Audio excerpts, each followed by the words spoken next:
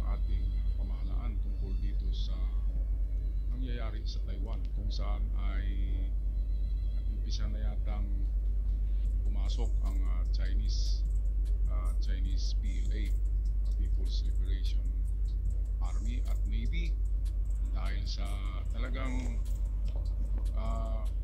tuto na ang kanilang pagpapasiklab doon. Talagang tinatakot nila ang Taiwan, applying the principles of the so-called wolf warrior diplomacy or wolf warrior strategy. Sobrang pananakot na katulad ng ginawa nila sa atin sa WPS. Meron tayong napakaraming OFW, 250,000, at yan ang concern ng ating gobyerno. Madami tayong OFW dyan sa Taiwan. At courtesy ng UNTV. Ilang araw po matapos ang pagbisita ni US Defense Chief Pete Hegseth sa ilang bansa sa Asia, kabilang na po ang Pilipinas. At sa harap nito, iginit naman ng mga mambabata sa mataas sa kapulungan ng Kongreso na dapat maging alerto at agad lang ilikas ang mga Pinoy sa Taiwan bago pa lumala ang sitwasyon. The visit to the region, and especially the fact that you have come to the Philippines as your first stop, is a very strong indication, and sends a very strong message of the commitment of both our countries to continue to work together to maintain the peace in the Indo-Pacific region, within the South China Sea. He and I both want to express the ironclad commitment we have to the Mutual Defense Treaty and to the partnership, economically, militarily. Okay, so ito yung umpisa ng kung bakit biglang nagiging agresibo ang China sa Taiwan. Dahil sa pagbisita ni Pete Hegseth, ang Defense Minister ng Amerika, sa Pilipinas at Japan. So dalawang binisitahan ni Pete Hegseth at muling tinalakay ni Hegseth ang tungkol sa ironclad commitment ng Amerika, ang pagprotekta ng Amerika sa Pilipinas. Ganon din sa Japan.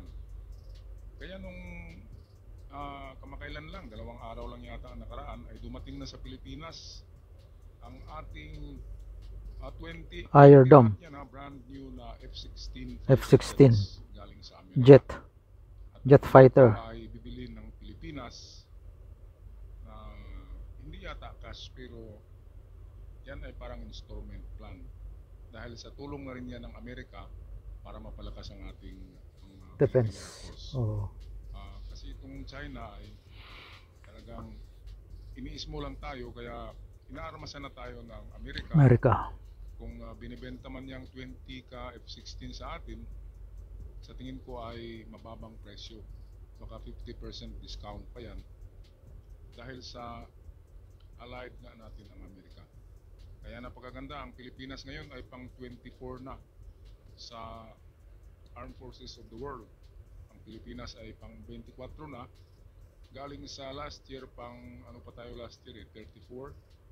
Ngayon ay pang 24 na tayo, Bibili pa tayo ng aircraft carrier. Marami na, hindi natin alam. Palagi tayong dinadala Sunod. ng Amerika. Kaya dito mag-isip ang China.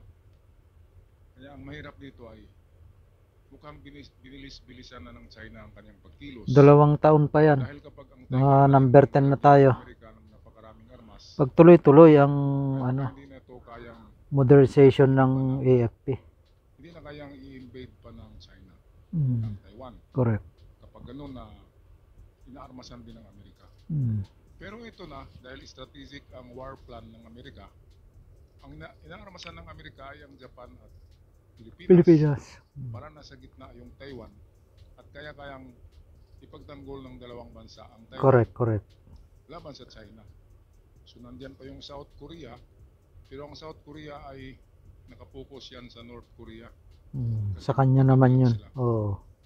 Tinitignan niya ang galaw ng North Korea yan sa South Korea. Pilipinas lang talaga ang tulong kaagad sa Taiwan kung mangyari ang Japan at saka Pilipinas. Napakaraming OFW workers sa Taiwan. At kung gano'n na magkagera na, ay mahirap na talaga kunin yan. Kaya dapat may early evacuation or early na pagpauwi sa mga nagtatrabaho. Pero mamaya pag-usapan natin kung bakit hindi pwedeng uuwi ang mga yan.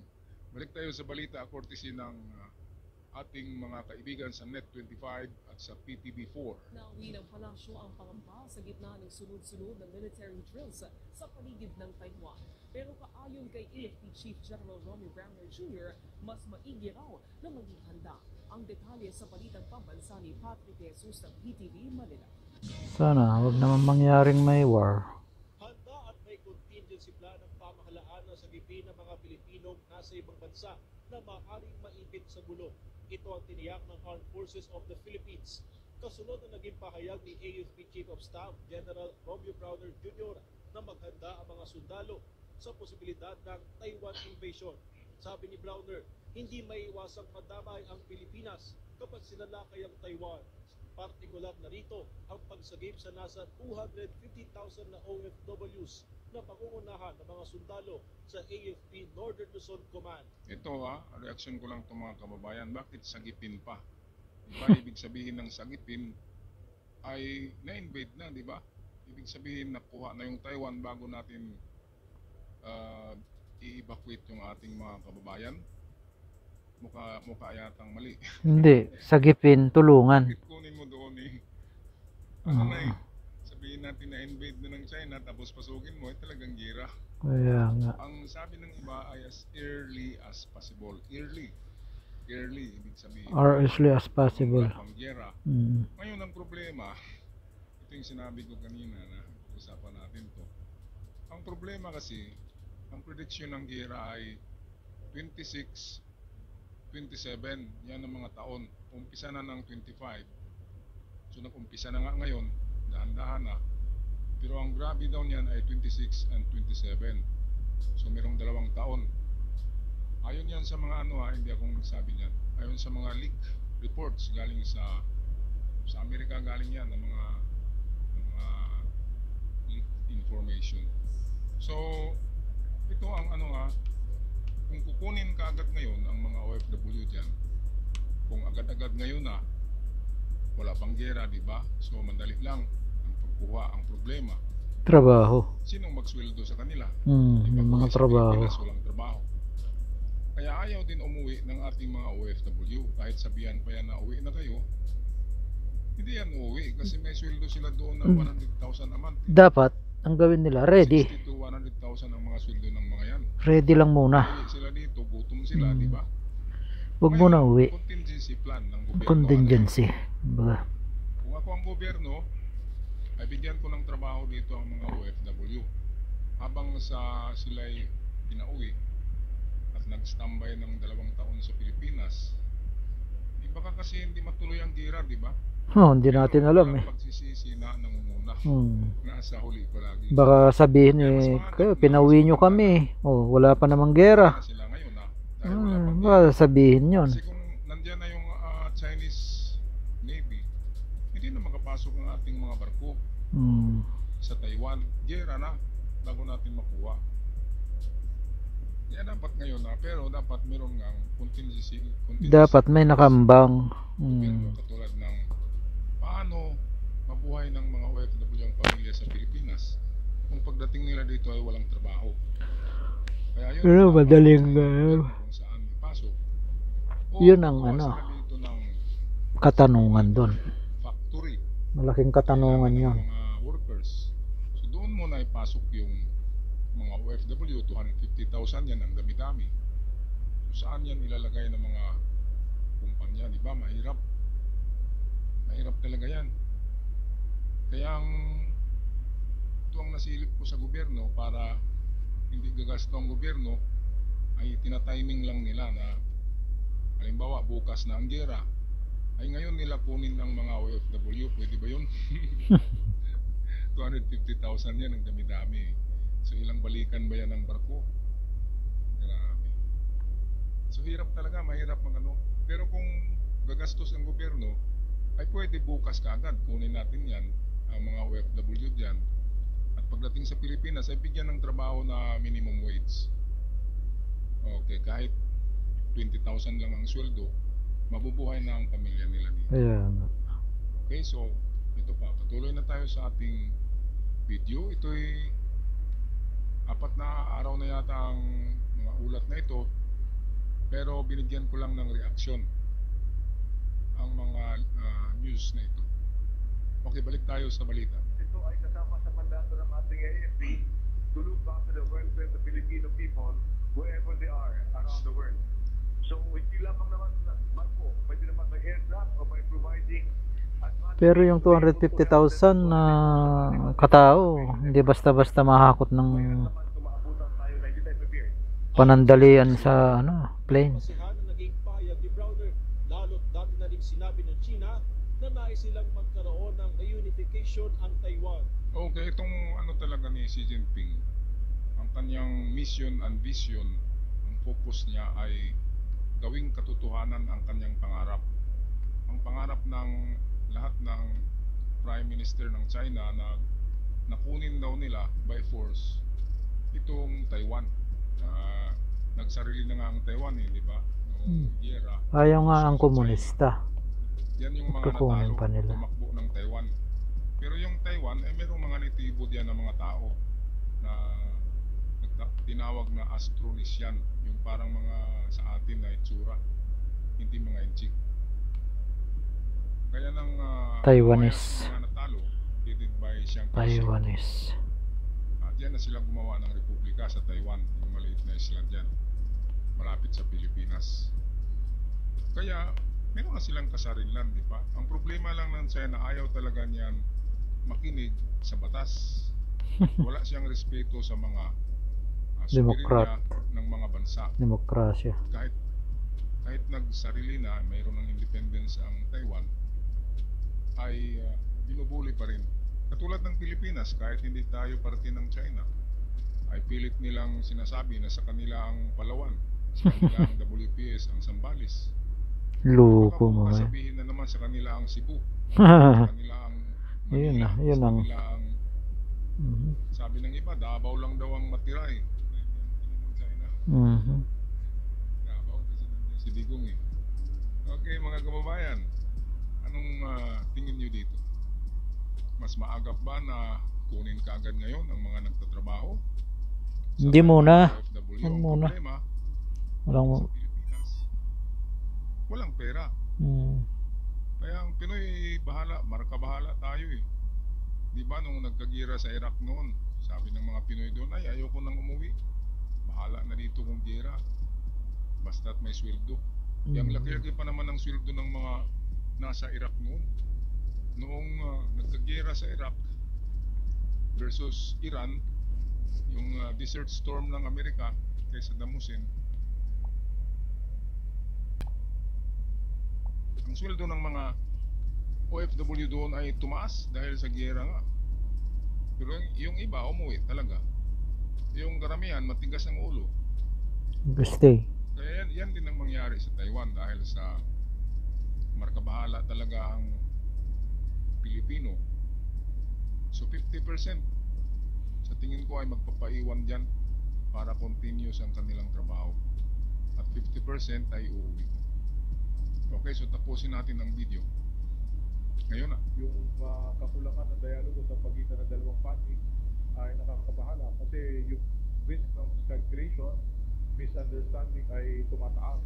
Nagpapatuloy ang military exercise sa China sa paligid ng Taiwan na tinawag na Strait Standard 2025-8 na nakatuon sa regional control, joint blockade, and precision strike ayon sa Chinese PLA Eastern Theater Command. Ayon sa Ministry of National Defense ng Taiwan, nadetect ang nasa 76 na PLA aircraft, 15 PLA Navy vessel at 4 pang barko mula China. Sabi ng palasyo, wala pa namang dapat ikapangamba ang taong bayan. Tama lamang po na magkaroon po siya ng reminder sa buong troops, pati na din po sa taong bayan, no? We should always be prepared in all contingencies. Kung mangyayari pa po yan, hindi po tayo dapat magtulog-tulog sa ating posisyon at sa trabaho. Lagi po tayo handa. Ito nga ang problema ng Taiwan at China dahil hindi talaga sila nag-uusap, parang mga bingi. Kasi ang Taiwan, alam nila ang ang ugali ng China na hindi yan pwede sa diplomasiya. Kaya hindi na kinakausap eh. Diplomasiya ang ginagamit nila eh. Ibig sabihin, takutan. Persado eh. Takutin ka. Hindi diplomasya, hindi demokrasya. democratic diplomacy. Kaya alam ng Taiwan ang mga ugali ng Chinese. Kaya useless sa kanila ang magipag-usap. Kaya yan, gira kung gira. Naghahanda na rin ang Taiwan dahil mayaman na bansa. Kumpleto na rin sila. Napangaraming jet fighters, mayroong mga barko, mayroong submarino. Bigyan natin yan ng sa next vlog, comparison ng military ng China at military ng Taiwan. Pati na rin military ng Pilipinas versus military ng China ay bigyan natin ng comparison sa ating mga susunod na videos. Well, ito na nga ang problema na hindi sila nag-uusap, kaya ang Taiwan at China hindi nag-uusap, hindi umupo sa lamesa para magkapihan, mag-uusap. Kaya gera talaga ito. Hindi ito madaan sa sa usapan kasi Hindi madaan sa kapihan China yan. talagang desidido na kunin ng Taiwan by hook or by crook, by force. Ayan, kaya war is inevitable sa amin ng karamihan. Mangyayari talaga yan sa China at Taiwan. Pero ito ang katapusan ng China, di ba? Kapag ginalaw niya ang Taiwan, Yari siya. may ironclad commitment din diyan ng Amerika. So Amerika na ang tutubos. Amerika ang big brother ng Taiwan. Nandiyan pa yung Australia, Great Britain. Lagot na. Lagot na. Kaya 99% lahat ng analyst sa giyera ay nagsasabi na China will be ruins. Will be in ruins. Talagang mapupulbos daw ang China kung gagawin niya ang ganyang hakbang. Kaya pag-isipan ng China 1,000 times. Ang problema nga ni Xi Jinping ay problema sa kanya kay Xi Jinping ay bahala na mamatay siya, di ba? Yun ang kanyang basta subukan niya talaga na agawin dahil sa napakalaki na ng gastos nila Halos lahat ng kanilang kita sa China ay napunta sa Armas. military. Ayan. Napunta sa paggawa ng napakaraming barko, tangke de gera, eroplano. Loko yan eh. Sila nga yung pinakamaraming barko ngayon at eroplano sa buong mundo. Pero hindi naman yan nakukuha ng quantity. Ang Amerika ay tamang-tama lang pero quality. Quality lahat ng kagamitan sa gera. Ang China, alam natin na talagang mga Noodles. disposable yung mga gamit niya. Yung mga ginawa. Kaya ganun pa man, mga kababayan, maganda tayo. Kung kayo ay mayroong mga doon, relatives sa Taiwan, ay advisean nyo na rin na magmasid ng mabuti. At kapag medyo hindi na maganda ang Sitwasyon. atmosphere, ay umuwi na. Hindi na. Dahil sa kung bandang huli ay mahirap